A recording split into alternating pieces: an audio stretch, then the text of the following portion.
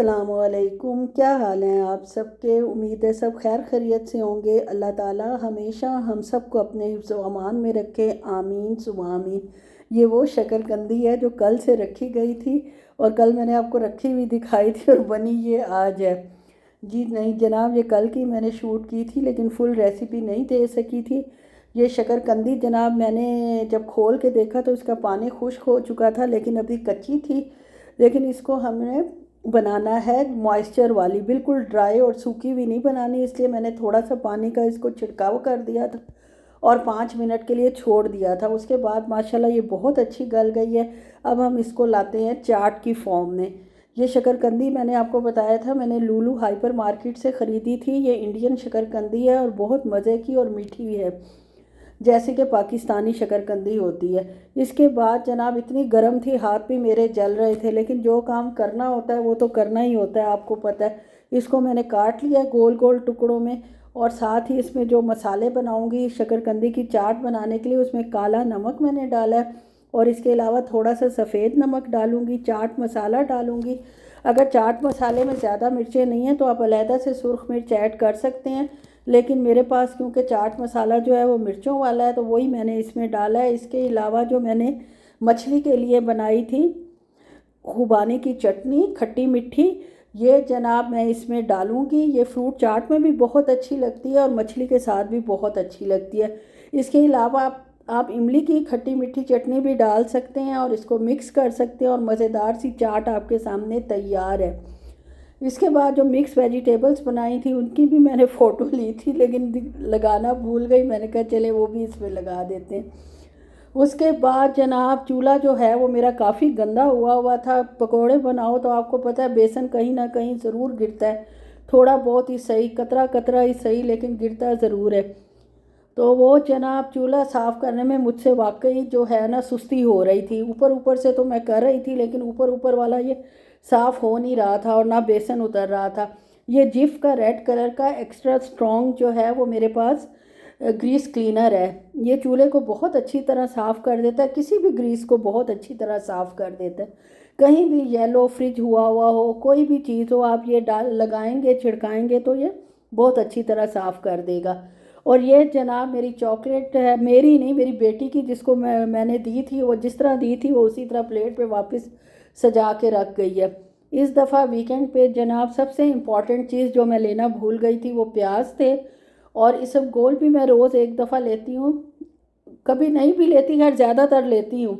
रुक इसलिए जाती हूँ कि मैं जो हूँ वही बात करती हूँ जो मैं कर रही होती हूँ, और अगर मेरे मुंह से गलती से कुछ और निकल जाए तो फिर मुझे अचानक रुकना पड़ जाता है। खैर जनाब पहले रोज़ लेती थी, अब कभी कभी लेती हूँ। ये जो इसबगोल है ये इंडिया का है और हमारे साथ ही बकाला है जहाँ से मिल जाता है। आम तौर पे अरबी बकालों से हमें तो नहीं मिलता। उसके पास जनाब खुला इसबगोल भी आया हुआ था और मेरे हस्बैंड फ़र्स्ट टाइम जो है वो खुला इसबगोल भी माशाल्लाह ले आए हैं। तो वो कह रहा था ये भी बहुत अच्छी क्वालिटी का है, इसको ट्राई करके देखें। और ब्रेड इस दफ़ा मैंने नहीं ली थी क्योंकि काफ़ी सारी पड़ी हुई थी, बहुत पुरानी हो जाती है। अब सिर्फ 2 स्लाइस रह गए थे और साथ फिर मैंने ये ब्रेड भी जो है वो मंगवा ली ताकि कोई मैस ना हो और बीच में सैंडविच भी बन जाते हैं, कुछ और भी बन जाता है, तो घर में खुली चीज़ मौजूद होना बहुत ज़रूरी होता है। और ब्राउन ब्रेड है, विदाउट शुगर है और बहुत अच्छी ब्रेड है। आप भी इस्तेमाल कर कर देखें, हेल्दी भी है बहुत ज़्यादा। हर्फी की ब्राउन ब्रेड है, सीड्स वाली नहीं है, क्योंकि सीड्स वाली जो है वो मेरे हस्बैंड पसंद नहीं करते, क्योंकि वो मुंह में आते हैं और मुंह में आने वाली कोई चीज़ आपको पता है ना बच्चे पसंद करते हैं और ना हस्बैंड साहब मेरे नहीं पसंद करते। बाकी लोगों के तो इंशाल्लाह पसंद करते ही होंगे, उम्मीद है। उसके बाद जनाब जो वो खुला लाए थे वो मेरे पास खाली पाकिस्तानी डब्बा इसबगोल का पड़ा हुआ था, हाशमी का इसबगोल था, उसमें मैंने डाल दिया और बाकी जो बचा उसको क्लिप लगा के अलहदा कर दिया। अभी सारे काम के बाद इसबगोल भी थोड़ा सा गिरा, आपको पता है हल्का सा है, वो तो मुंह से भी हवा निकले तो उड़कर इधर उधर बिखर जाता है।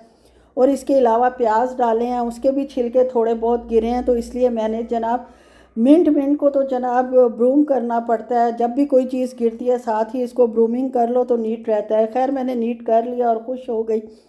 और कबाब जनाब आपके सामने मैंने बना के फ्रिज में रखे थे, मसाला पीस कर रात को, और वो फ्रिज में ही पड़े हुए थे, उनको निकाल कर बाहर रखा है थोड़ी देर के लिए, 1 घंटे के लिए, ताकि नॉर्मल टेम्परेचर पर आ जाएं। उसके अलावा तो उनको बनाना हाथ ठंडे मटेरियल से बहुत मुश्किल हो जाता है। खैर उसको छोड़ दिया, और आज शाम को बन रहे थे दाल चावल, वही जो नॉर्मल मेरा तरीका है। इसमें मैंने 3 हिस्से मसूर की दाल ली थी, 1 हिस्सा मूंग की दाल ली थी, और साथ ही इसमें पानी डाल दिया, और मसालों में सिर्फ नमक, मिर्च और हल्दी डाली है, हल्दी थोड़ी सी ज़्यादा डाली है। और इसको जनाब प्रेशर दे दूँगी सिर्फ 3 मिनट का। 3 मिनट के प्रेशर में ये बहुत अच्छी दाल जो है घुली हुई बनकर तैयार हो जाती है। चूल्हा अब मेरा चमक रहा है, अब कोई ये नहीं कहेगा कि जनाब ये जो है चूल्हा गंदा है। उसके बाद जनाब चावल लेने गई हूँ, दाल के साथ चावल ही ज़ाहिर खाए जाते हैं, और साथ शामी कबाब बना लूँगी। कुछ ना कुछ प्रोटीन होना हमारे घर में बहुत ज़रूरी है, इसलिए तो शामी कबाब मैं ख़त्म नहीं होने देती। जैसे ही ख़त्म होने वाले होते हैं नए बना लेती हूँ, क्योंकि कुछ भी ना हो तो शामी कबाब जो है वो किसी भी चीज़ के साथ खाए जा सकते हैं। बस जनाब अब चलती हूँ वापस किचन में, इनको चावलों को भिगो कर रखती हूँ, और राइस कुकर में चावल बनेंगे, इसकी मुझे बहुत आसानी है। और ये एक आध प्लेट तो हर दफ़ा बेसन में पड़ी हुई थी, जब भी आप आओगे कभी आपको बेसन साफ़ सुथरा नहीं मिलेगा। जब शाम को सो के उठती हूँ तब मेरी बेटी ने चमकाया हुआ होता है, और वो तो कुछ बर्तन भरती नहीं है, इसलिए वो जनाब मेरे लिए पड़े हुए होते हैं। वो साफ़ सुथरा किचन मुझे मिल जाता है उस वक्त। अब जनाब मेरी दाल जो है वो माशाल्लाह बनकर तैयार हो चुकी है। उसमें हरा धनिया और ख़ूब सारी मैं हरी मिर्चें ऐड करूँगी। हरी मिर्च जब इस वक्त डालो तो उसका जो टेस्ट और जायका है वो बहुत अच्छा आता है, मेरा तो यही तजर्बा है। आप लोग किस वक्त हरी मिर्च ऐड करते हैं ज़रूर मुझे बताएं, और प्लीज़ मेरी वीडियो को पूरा देखा करें, और अगर पसंद आए तो लाइक शेयर और सब्सक्राइब ज़रूर कर दें। काफ़ी अरसे से मैं इस काम पे लगी हुई हूँ माशाल्लाह। और इसके बाद जनाब तड़का मैंने आज सिर्फ लहसुन काफ़ी सारे डाले हैं, और कुटी लाल मिर्च और सफ़ेद ज़ीरे का तड़का लगा दिया। और ये माशाल्लाह दाल की जनाब फ़ाइनल लुक है। कोई चीज़ भी मैंने ज़ाया नहीं की, जो कुछ था मेरे फ्राइंग पैन में वो मैंने सारा इसमें डाल लिया, और ये माशाल्लाह गाढ़ी सी अच्छी सी मज़ेदार सी दाल तैयार है। देखने में जो चीज़ अच्छी हो वैसे खाने में भी अमूमन अच्छी नहीं होती, लेकिन ये अच्छी थी। उसके बाद जनाब साथ ही राइस कुकर में राइस बॉईल कर लूँगी। बॉईल तो क्या, पानी तो इसमें फेंकती नहीं हूँ मैं, इसलिए कि खाली चावल होते हैं, और तो कोई एनर्जेटिक चीज़ इसमें होती नहीं है। ऑयल डालती हूँ, पहले देसी घी डालती थी, अब ऑयल डालना शुरू कर दिया है। बॉइल्ड वाटर डालूँगी, नमक डालूँगी, और ये राइस कुकर मेरा बहुत पुराना है, 14-15 साल से चल रहा है। वैसे यहाँ की चीज़ की क्वालिटी जो है ना बहुत ही अच्छी है माशाल्लाह। अगर एहतियात से यूज़ करो और उसकी केयर करते रहो तो बहुत लंबा अरसा चल जाती है। अब राइस कुकर में तो राइस बन जाएंगे, वो पहले मैंने कुक पे लगाया है, फिर वो जनाब वार्म पे आ जाएगा, उसको आप बेफिक्र होकर भूल जाओ। दाल आपकी तैयार है। अब आप शुक्र है कबाब बनाने का मौका मिल गया है। इस दौरान सारा मटेरियल भी ठंडा हो चुका था, नॉर्मल हो चुका था, और माशाल्लाह काफ़ी सारा मटेरियल है। और इसको देखकर मैं वैसे ही घबरा जाती हूँ कि इतने ज़्यादा कबाब इकट्ठे कैसे बनेंगे। तो उसका तरीका मैंने ये ढूंढा हुआ है कि क्लॉक को देख लेती हूँ जितना टाइम हुआ है, और अपने आप को एक टारगेट दे देती हूँ कि मैंने आधे घंटे में 15-20 मिनट में ये कबाब बनाने हैं। 20 मिनट का मैंने टारगेट रखा था, और अल्हम्दुलिल्लाह मैंने 15 मिनट में ये सारे कबाब जो है वो बना लिए थे, जिससे जनाब दिल को भी तसल्ली हुई और ख़ुशी हुई कि चलो जी अपना टारगेट मैंने पूरा कर लिया। वरना इकट्ठा मटेरियल देखकर तो मेरा दिमाग ही घूम जाता है कि पता नहीं अब मैं इसको कितना टाइम लगेगा, घंटा लग जाएगा, फलाना हो जाएगा, ढिमकाना हो जाएगा, लेकिन ऐसा होता नहीं है।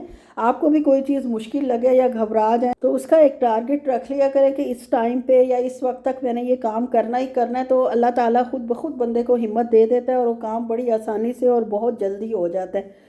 इसलिए अब ये देख लें जनाब माशाल्लाह मैंने भी 15 मिनट का टारगेट रखा था, 15 से 20 मिनट का अल्हम्दुलिल्लाह 15 मिनट में मेरे बन गए हैं कबाब। उसके बाद ज़ाहिर है कि जब आपने कबाब बनाया तो थोड़ा बहुत टेबल पे भी गिरा है, उसको साफ़ करेंगे। जो नीचे आपने भोर गिराया, गिरा तो ज़रा सा है लेकिन उलझन होती रहती है कि पड़ा हुआ है। और इसके साथ फिर मैंने सारे लाउंज में ही ब्रूमिंग कर ली थी, ताकि जो भी कूड़ा किरकट है थोड़ा बहुत वो मैं उठा लूँ। इसलिए कि बंदे को, जिसको भी आदत हो कि साफ़ जगह पे बैठना है, उसने साफ़ जगह पर ही बैठना है। उसके लिए बेशक उसको 10 दफ़ा भी दिन में जो काम करना पड़े वो खुशी से करता है, और अपना टारगेट जो है वो हासिल कर लेता है। बस जनाब ये हो गया हमारा साफ़, इतना सा था गंद, और जो साफ़ हो गया, ये फ्रीज़र में मैंने कबाब रख दिए। अब जनाब फ्रीज़ हो जाएंगे तो तीसरे हिस्से में आपको इनको मैं संभालूंगी। और साथ ही जनाब ये मेरी दाल की फ़ाइनल लुक देख लें, हमारे रात के खाने की। चावल देख लें, माशाल्लाह चावल भी खिले खिले मज़ेदार से तैयार हैं। और जनाब सब्ज़ी मेरी पड़ी हुई थी, उसको भी निकाल लेते हैं। सब्ज़ी दाल चावल हमारी माशाल्लाह तैयार है। ओके जी, अल्लाह हाफिज़।